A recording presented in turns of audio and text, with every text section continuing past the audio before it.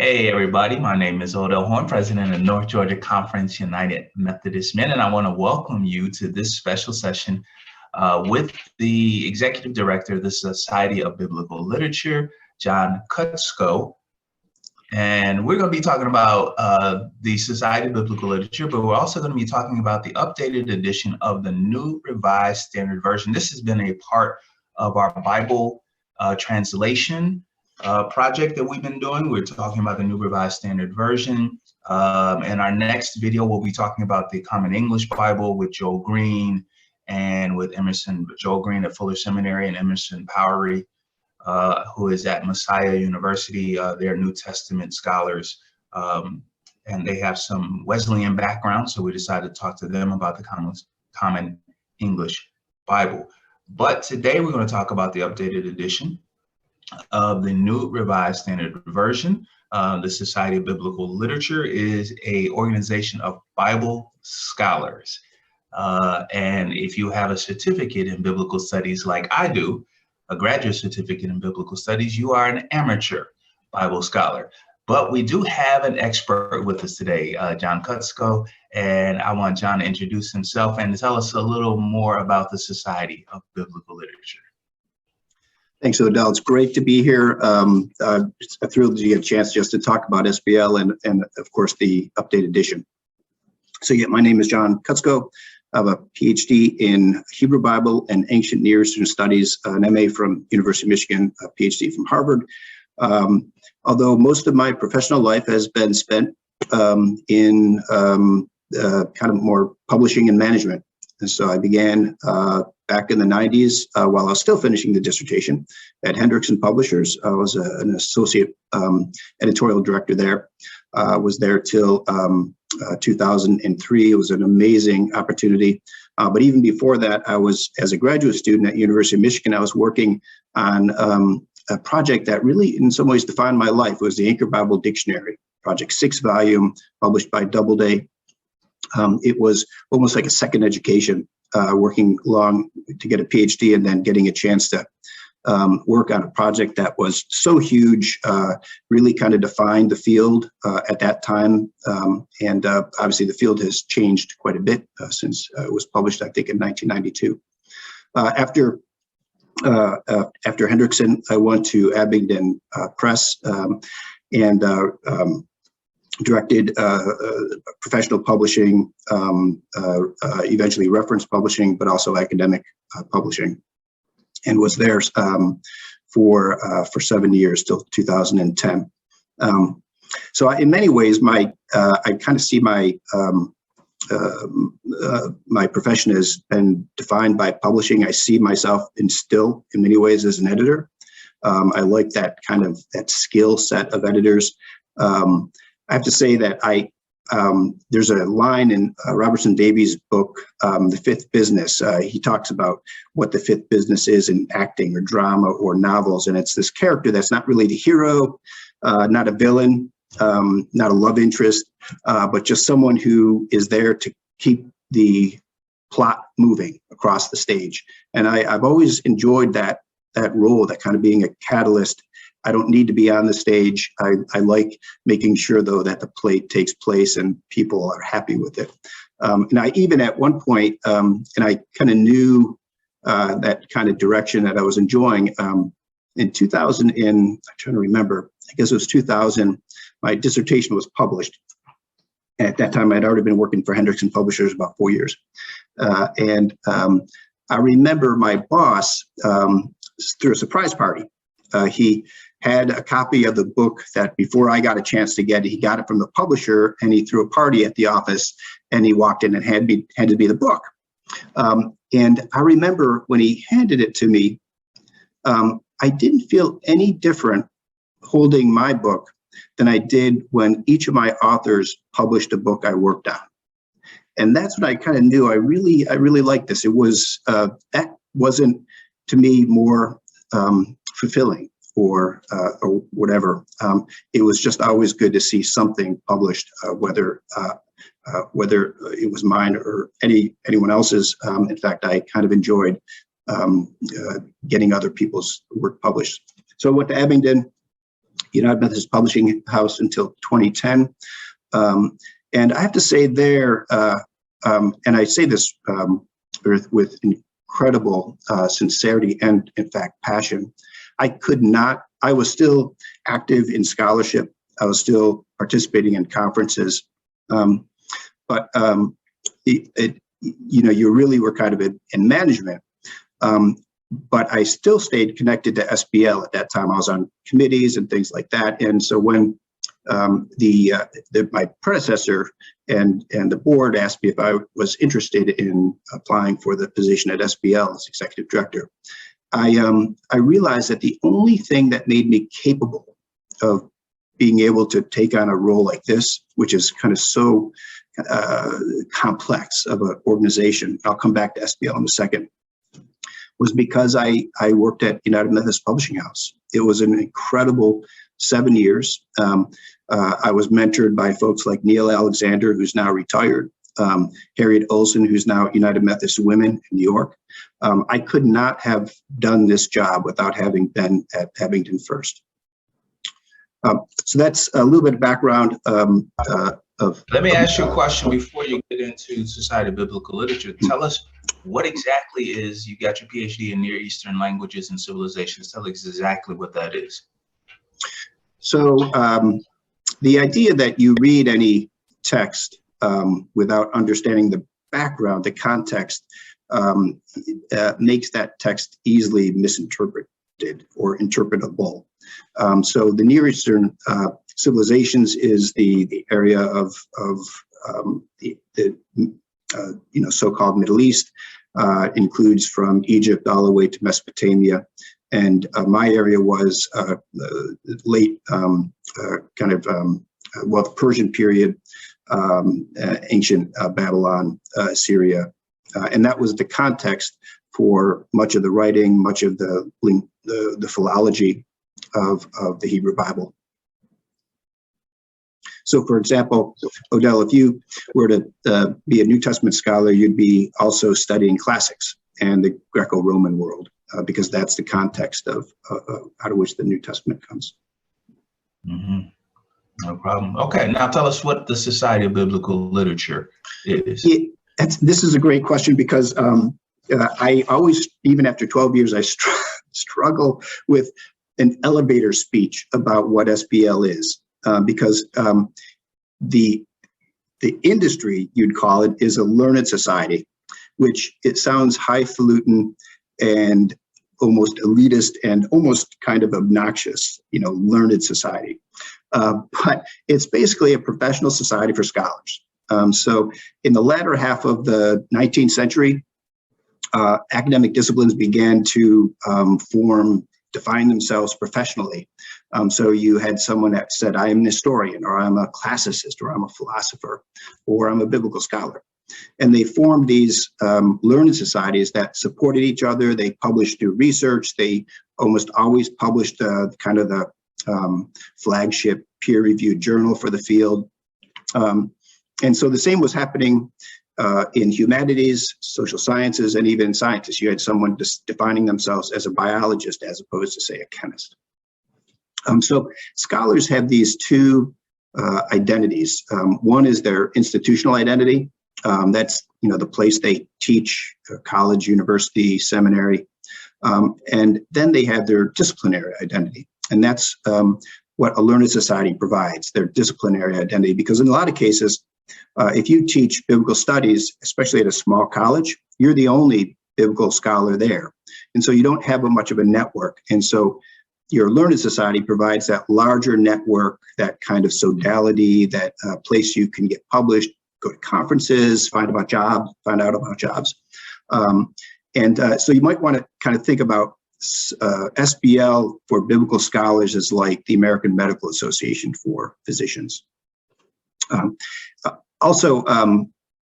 Because Bible and theology, the queen of the sciences, was part of the training of anyone that went to university in the U.S. as well as in Europe.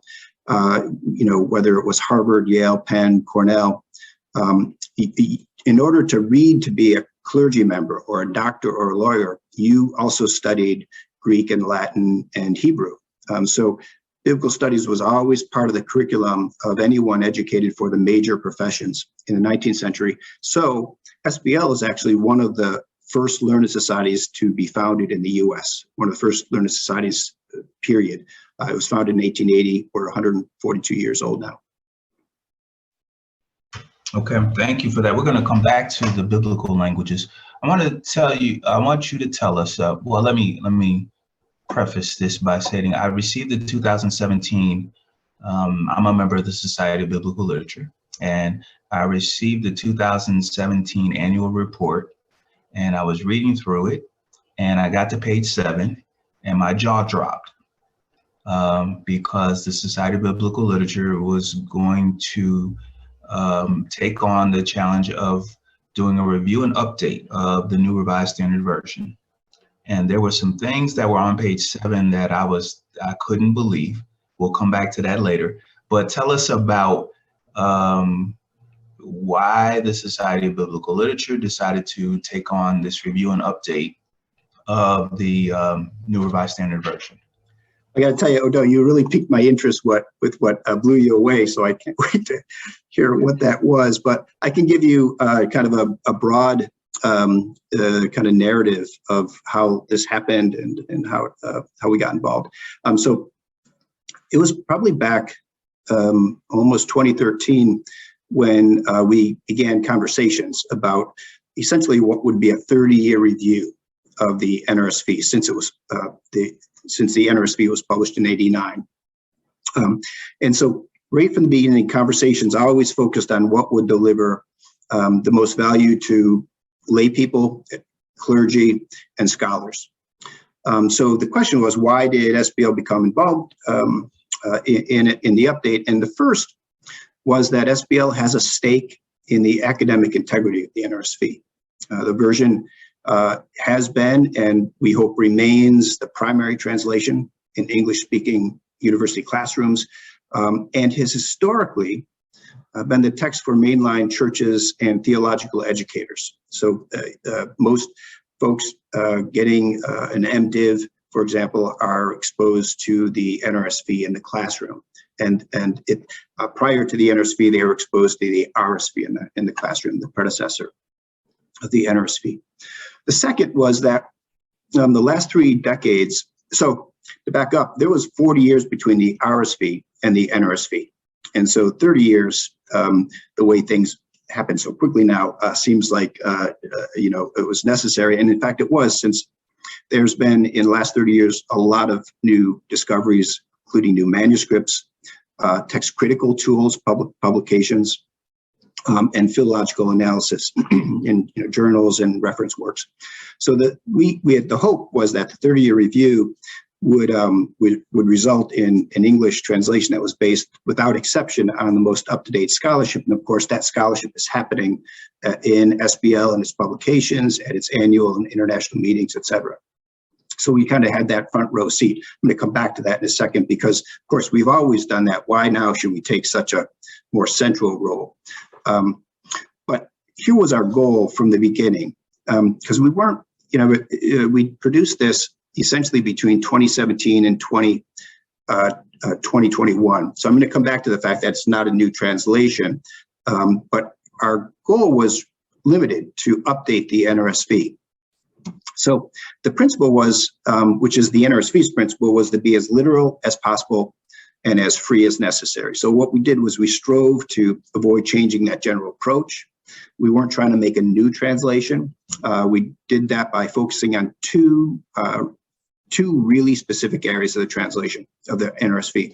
One was to review and revise the current critical editions, or was a review of the critical editions upon which the NRSV is based, as well as any new compelling evidence. For example, obviously the Dead Sea Scrolls are quite a bit of compelling evidence there. And so a critical edition is, scholars, when they translate the Bible, rely on critical editions. These are scholarly editions that where a team of people look at all the manuscript evidence out there. So remember, there's not just one Exodus manuscript, or 1 John manuscript. There's many, also in different ancient languages, and they differ. So a critical edition tries to provide what the team feels is the best or the most original meaning. That can be artificial, but they also provide you notes that say another reading has this, another reading has that. The translation essentially does that too. It translates the critical edition, and then it also highlights in the notes, like the NRSV does, any really important different readings. So readers have that bigger sense of what the text could say too. The second area, that was the first area. The second area is were new insights in philology. That's basically the meaning of these ancient and dead languages, right? 2,000 years old. What do these words mean? We don't use them every day anymore. And so in many cases, they're uncertain. In some cases, a word in the Bible only appears once. And so we have to try to piece together what that is from other languages, cognate languages, and such. So those are the two primary areas that we focused on in this revision, in this update. Third, we also occasionally improved the style and the rendering, but we did that really limitedly, only really when the English was awkward, unclear, or really inaccurate. And so those were times where we changed the style. We also improved the completeness of all the textual notes at the bottom of the page. When readers see that, they're going to see that there's a lot more notes than were in the NRSV. And then along the way, we developed approaches to words that were philologically inaccurate, but also culturally insensitive. But we are always trying to stay true to the historical context. But when we could revise the translation that fit both those categories, philologically inaccurate, culturally insensitive, we did. So I've said this in so many other cases and in presentations, but we really, our efforts echoed the preface that's in the 1611 King James Version, which said, we never thought from the beginning that we would need to make a new translation, but to make a good one better. So that's what we agreed to in 2017, and that's how we worked. So this last point is really, really important. It's not a new translation. We don't see the NRSV UE as competing with other translations.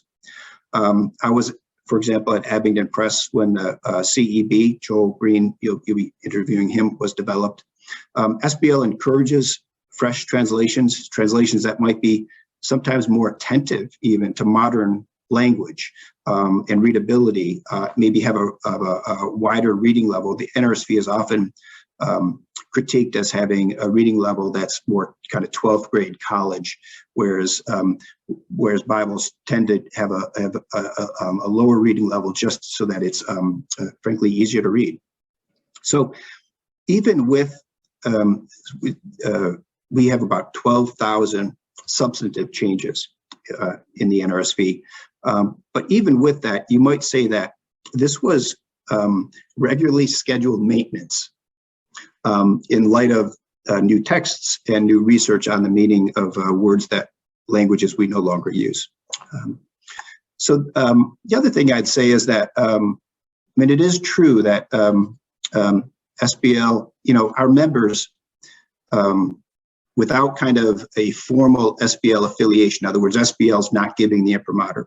SBL members have for forever been involved in translations, RSV, NRSV, CEB, NIV.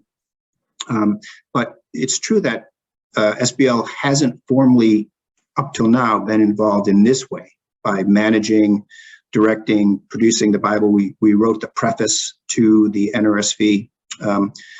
So why now, and did we see SBL as choosing, one translation over another? Not at all. SBL's job is to support, promote all of biblical scholars, all of biblical studies, the work our members do wherever they do it, and also to do it for a variety of academic and faith communities. But this project was different in that it was a natural undertaking for at least two reasons. One, I mentioned before, it's the NRSV has played such an important role among our members teaching in colleges and seminaries. And second, that there needed to be a 30-year review just based upon new discoveries. The third is the fact that it's kind of our DNA in our wheelhouse. For an organization founded in 1880, we saw this as keeping a translation that stretches back to the King James Version, back to 1611, current and up to date. It seemed like an institutional thing to do. And so SBL's played this kind of historic role, but we've done it because it's an historic translation. Does that answer the question? Rob, now let's go back on the 3 points that I see, and this ties into the 2017 annual report. First, you talked about text critical advances. You're talking about the Dead Sea Scrolls that were discovered in the 1940s. Mm-hmm. You're also talking about, I saw in the report, one of the people who was originally on the editorial board for the New Revised Standard Version updated edition was Michael Holmes. And Michael did the Society of Biblical Literature, Greek New Testament. That really was, I'm sorry, I'm making an assumption. Let me ask the question.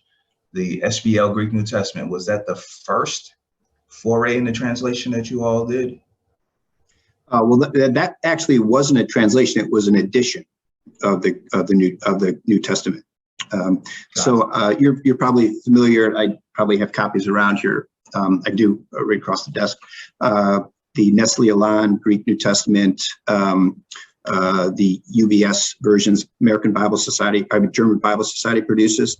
Well, SBL at that time, with Mike and others, I worked with Mike, but also with Logos with support, produced this for our members. And at that time, what we were trying to do is we weren't trying to also replace Nestle Aland or the other German Bible Society publications, but we wanted something that we knew we could put up on our site just for the general public too. And so that was while we basically gave it away. I mean, it's downloadable for free. That was the intent from the beginning, just so that the public could be aware. And it was also came at a time where we had a growing interest or concern in nurturing the future of the study of these ancient languages, because you can't have a translation without scholars who know these ancient languages, these ancient contexts, the philology, the background. And so we have a very strong relationship with the German Bible Society because we support their work so much. The critical editions they produce are the fodder for translations. Every single translation depends upon those. We just wanted to say to our members and to the public, this skill set is really important. Otherwise, we will not be able to have skilled translators. Okay, thank you for that. Now, we talked about text critical. Explain what philology is to the United Methodist Men. Yeah, philology is the study of ancient languages and the development of those languages because you don't have the amount of text, and we no longer read those texts. They're dead languages. Even if it's Hebrew, it's not the same Hebrew in Israel. And even if it's Greek, it's not the same Greek in Greece that are in the New Testament and the Hebrew Bible. And so the study of these languages is really almost a linguistic and philological science. What do these texts mean? And you depend upon history, sociology, economics, the social world, and all the cognate languages. So like, for example, if you were to pick out a lexicon that you would use to read biblical Hebrew, you'd be finding that they're saying, well, in this language, a form of this word means this. And it helps us to understand what that word means in, say, Hebrew, even if we don't have a lot of evidence. We're basing it upon what we know from kind of the historical context of that language. Okay, thank you for that. So you talked about text critical and philological advances. The second part of the 2000, and you mentioned it, I just want to go over it again. The 2000, I'm reading from the 2017 annual report of the Society of Biblical Literature, was the text notes. And you mentioned that they're more complete in the updated edition than they are in the NRSV, because some of them weren't complete, nor were they consistent, according to the 2017 annual report. But there was a line in there, a sentence in there, talked about, in some instances, there was the NRSV, at least in the text notes, silently added words or didn't notate when it deviated from the manuscripts. That's the SBL uncovered this in their initial review. Tell me about that. Yeah, and that wasn't an indictment in any way. It was just that in the editorial process, a lot of changes take place, and so what is always really tricky is that, and this probably happened less for the New Testament than for the Hebrew Bible. Hebrew Bible was going through a major shift, text critically. So for always, and it took really still, it's the case. The Hebrew Bible is based upon a manuscript, a medieval manuscript that's centuries after the Hebrew Bible. The period in which the events are related, and the writing of it. But that Masoretic tradition, that Jewish tradition, was so precise scribally that it rendered a very precise text. I mean, the Masoretic text is kind of almost miraculously precise by virtue of it listing in the margins how many times sometimes a word appears, or it'll say, in its very kind of laconic notation, this word only occurs once, but yes, I spelled it right, essentially. That's what the scribe is saying, like, you can trust me, I've double checked this, like that kind of precision. And so there is that sense that the Hebrew Bible is precise, but with the Dead Sea Scrolls, that started to at least create some chinks in that perfect armor. And so there would be some changes that were made that didn't note that it was a deviation, for example, from the Masoretic text. And so we wanted just to make that clear as we went. Those kind of changes, they weren't at all mysterious or, and certainly not ill-intended. It was just the process by which it went, almost because the NRSV was produced in a period of change. Thank you for that. So we're looking, when we get the updated edition, which is out now, but will be electronically. It is out now. The actual publication is next year, correct? Yeah. So the National Council of Churches owns the NRSV updated edition and the RSV. So they actually are not a publisher per se of that Bible. It's very expensive to publish Bibles, print editions. So they license the rights to publish it to publishers all around the world. There's maybe 30 or 40 publishers around the world that publish editions, print editions. And these Catholic, Protestant, US-based, European-based publishers. It was important that no publisher had kind of a shot at publishing it first, right? Because it would give them an unfair advantage. So there was kind of an embargo, and so there can't be any print editions until the summer, around May, June, and that's when publishers can start publishing. But the NCC has put out an electronic edition.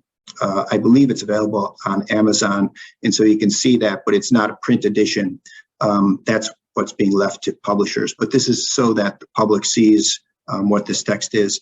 And we hope as soon as possible that SBL has a site called Bible Odyssey. It's kind of a phenomenal site for the public. We have 11,000 users of it today, a day, over 4 million a year. And what's kind of remarkable is that we've done a study of the user base in the summer and found that of those 11,000 users, a high percentage of those are first-time users. They're coming from just a random Google search or Chrome search. And they're coming to the site, which means that every day new people are being exposed to this really important resource for how to read the Bible in the modern world. The base text, the default text, is the NRSV. And as soon as we have all the technology in place, we're going to swap out the NRSV with the updated edition, hopefully prior to the time when publishers can publish it, just so that, again, the public sees the value of this new updated edition. We want to swap it out. I did want to say, so that role that we played, really, we didn't want to see this family history of the King James Version end. And same as when we have the NRSV, we want to then replace it with the NRSV UE, because we think many ways that's what attracted so many of our members to this project, was participating in an historic translation. I would say, I wanted to mention too, one other important part of the NRSV UE, also the NRSV. So if you read the preface that we wrote for the NRSV UE, you'll see that the trajectory from the RSV to the NRSV to the NRSV UE was a constant attempt to become more inclusive, more diverse, and to be more interfaith and ecumenical. So SBL is agnostic. Our members may or may not be people of faith, they're biblical scholars. And so that being agnostic also means that you support interfaith traditions and you're ecumenical. So at this point, the NRSV UE was intended to be the most ecumenical and interfaith translation, including kind of contributors, who they were, where they were coming from, the fact that the versification now conforms to the Orthodox tradition, so now it becomes suitable within that liturgy. And we also really applaud the NCC's decision to allow variations. So when someone licenses the NRSV from the NCC, there's some guidelines on what they can do with that text. And one of the guidelines now allows them to label the testaments so that it could be called Hebrew Bible instead of Old Testament, for example. Or you could say Tanakh, for the Jewish tradition. And we're really happy the NCC took that step to make this both ecumenical and interfaith. Okay. So, well, I got some questions about that, but we did the text critical and the philological advances. We did the second part, which is the text notes, and which, when we get the printed edition, will be more complete than what is in the NRSV. And you talked a little bit about the style and the rendering, the literal as possible and as free as necessary. And then you also just mentioned about how much more ecumenical, much more diverse this is, but you threw something in there, and I need to ask a follow-up on that. Were you saying that the NRSV was not approved by Orthodox churches and the updated edition now would be? I don't know the exact kind of parameters of that, but the fact that the versification now conforms to the tradition, I think makes it more usable within that tradition. Gotcha. And so this is a broad, like, I've looked at the scholars who worked on this. This is a broad range of scholars: Catholic, mainline Protestant, evangelical, Jewish, and then I'm assuming just Bible scholars who are not of any particular. Yep. Exactly. So this is really broad, trying to reach as many people as possible. Yeah. The goal was, and to some extent, I mean, as you know, in your own work in your doctorate and your MDiv, is that we all interpret from a perspective, right? There's a social location, but one of the efforts in translation is trying to understand that context first before, and so it requires a lot of energy. No one does it perfectly, but that as a goal, I mean, I think that's a goal we do, whether it's reading a 2,000-year-old document or reading the Constitution, right? Before you can understand the First Amendment and before you can apply the First Amendment to 2022, you have to understand what some of those words that may not have the same connotations meant then. Duly noted. One of the professors in one of my studies said there are no Americans in the Bible, so I understand where you're going. So thank you for that. The new Revised Standard Version updated edition is available electronically, will be published in May or June. And I'm going to put it in here because I love it. The HarperCollins Study Bible. I want you to talk about that. The HarperCollins Study Bible is a product of the Society of Biblical Literature. Tell everybody about that. Yeah, we are very proud of that, and we're even more proud of what will be the third edition. So we've already published 2 editions. The Study Bible is just that. It, besides having the text of the NRSV, the new edition, third edition will have the text of the NRSV updated edition, but it includes introductions to each biblical book. It includes interpretive notes basically reading notes at the bottom of the text. And it includes essays that kind of situate important conversations, wisdom literature, prophets, synoptic gospels, Greco-Roman period. And so these essays are intended to kind of provide the reader with that context. And in many cases, study Bibles, often for an introduction to a class at a college or university, may be the only text you need. We wanted to take it a step further with the third edition. We really wanted this to be more reader-friendly and still be produced by the Society of Biblical Literature. So I don't take credit for this. It's my staff. They basically married Bible Odyssey with the third edition in producing the HarperCollins Study Bible. So we'll have these really fun little articles in Bible Odyssey, shortened even further, turned into sidebars in the Study Bible. And for extra reading, the Study Bible reader will see additional short pieces in Bible Odyssey. So the next edition will be really interactive, both when you come to the SBL Bible Odyssey site, but also when you read the Study Bible itself.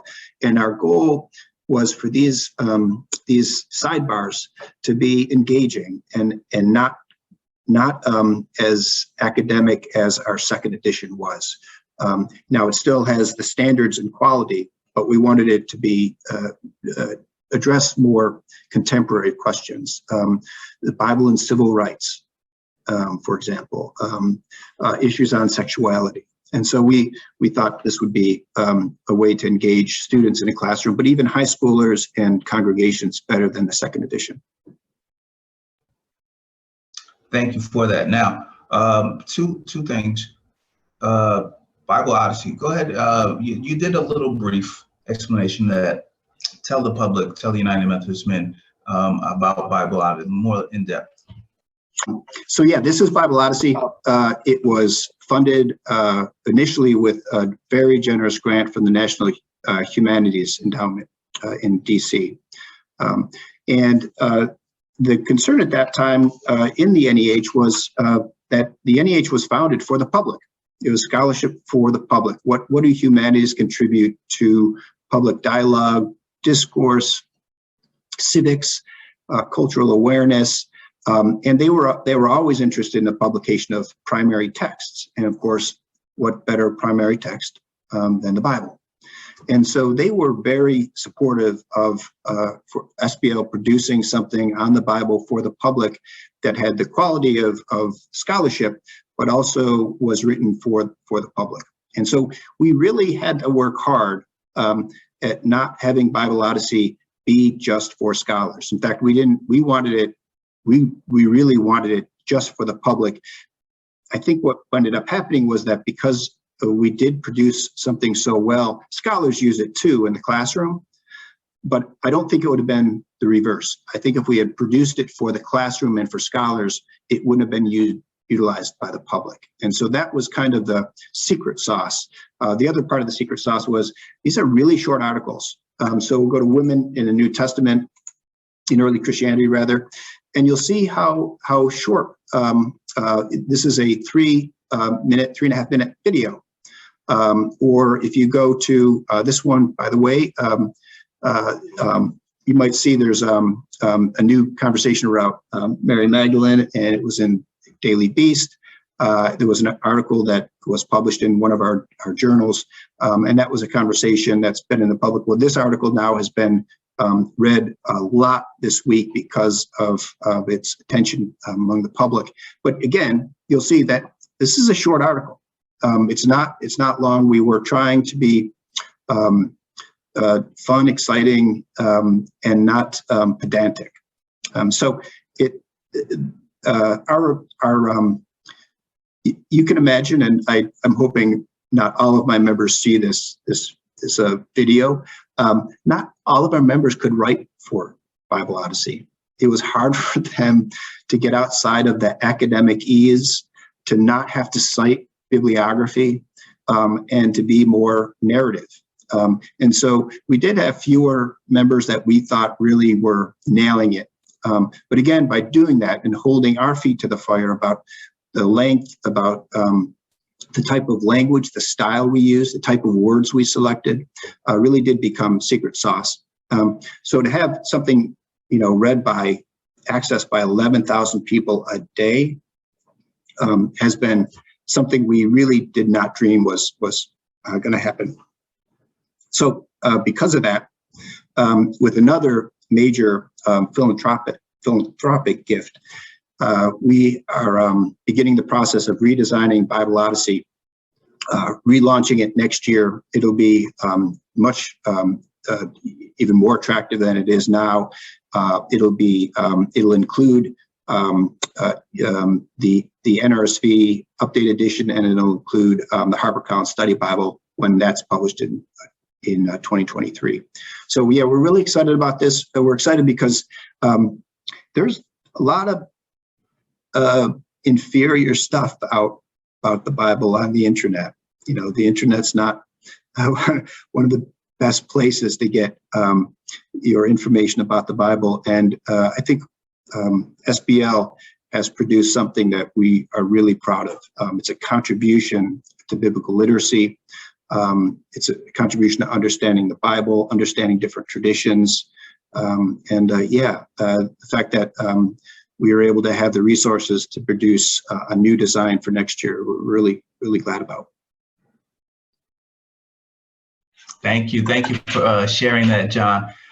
Before I let you go, John, let's talk about the Society of Biblical Literature Conference. I did go to San Antonio this year to the conference, and however, prior to that, I only went to the conference when it was in Atlanta, because that is where I live. And for those of you who do not know, the Society of Biblical Literature, along with its sister organization, the American Academy of Religion, is headquartered in Atlanta by Emory University, down the block from the Centers for Disease Control and Prevention, if I remember correctly, on Clifton Road.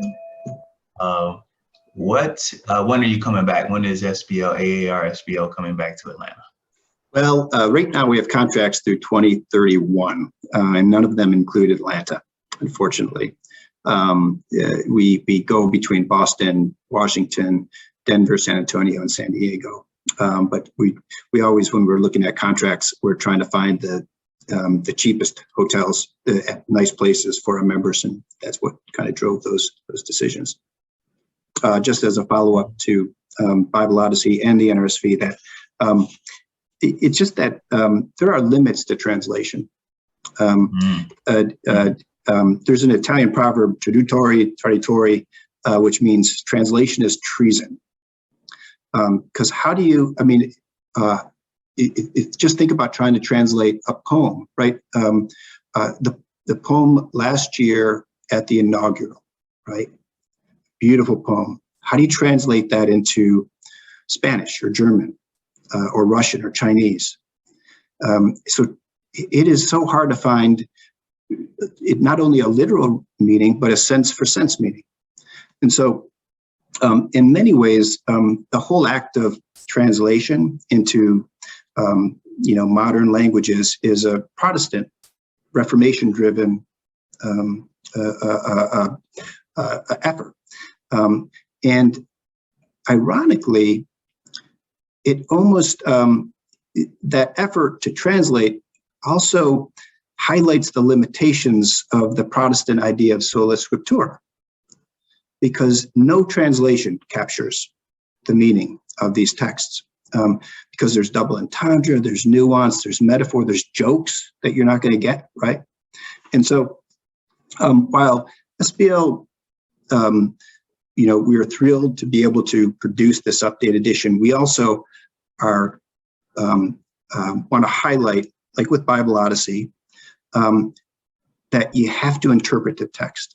So to your folks out there, no one should read the Bible without a commentary. No one should read a text without a study Bible. And more so, read another translation and read more than one commentary, because a single translation, and any translation, cannot capture a text that's 2,000 years old that we now use for contemporary faith and practice.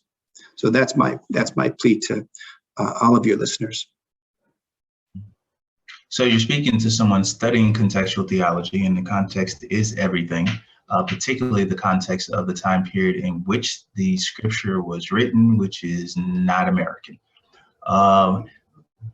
But as someone who has done a graduate certificate in biblical studies, talk to me about the importance of churches, I don't know, academies, I don't know how you do it, the languages, Hebrew and Greek. Tell me about the importance of knowing that. So I think everyone should try to learn. If you take the Bible seriously in faith and practice, you should try to learn Greek and Hebrew. I'm not saying become a PhD or even get a master's degree in it, but just see how difficult it is. I used to say that that when I would teach an introduction to Hebrew, for example, that the value of learning the ancient languages often is not early on when you're just learning them in the insights you get, because you're new at it.